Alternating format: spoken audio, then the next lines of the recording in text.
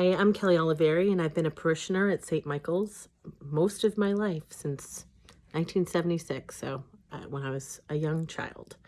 Um, the question I've been asked to answer is, how have I experienced God in my everyday life?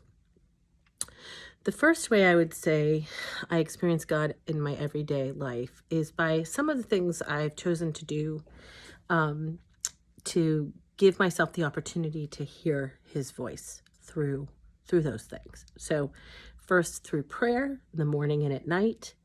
I start and finish my day that way. Brings me peace, and helps me reflect on how I can do better or do things differently.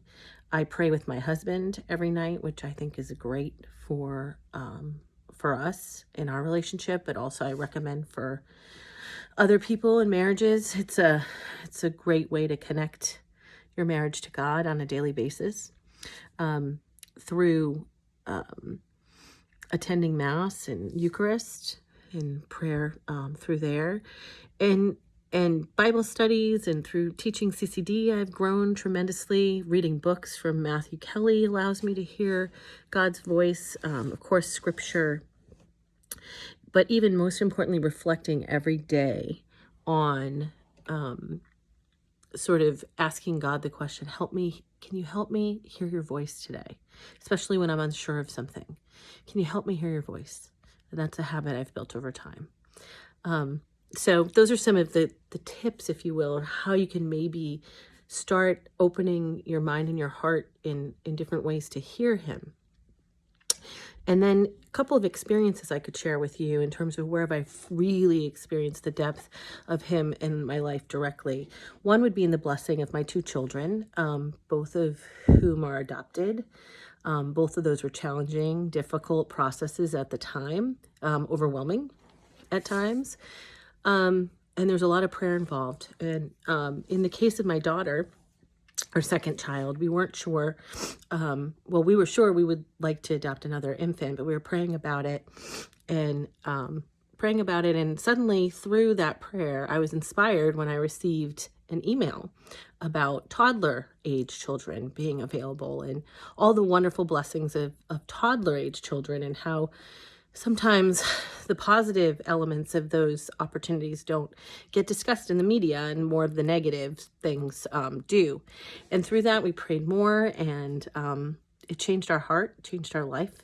We changed our paperwork, and within days of doing that, we were matched with our beautiful toddler daughter, Alina, who has been an incredible blessing to our life, and she completed our family.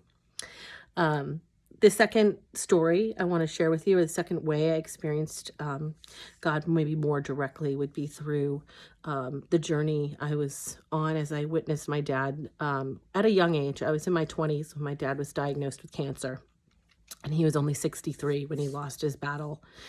And that experience brought with it many conversations, and he shared with me even more than I had already known as one of the most faith-filled people in my life, that faith was the rock of his life. It was, in his own words, there was nothing he could count on more than his faith, and that was the one consistent thing that he had always had.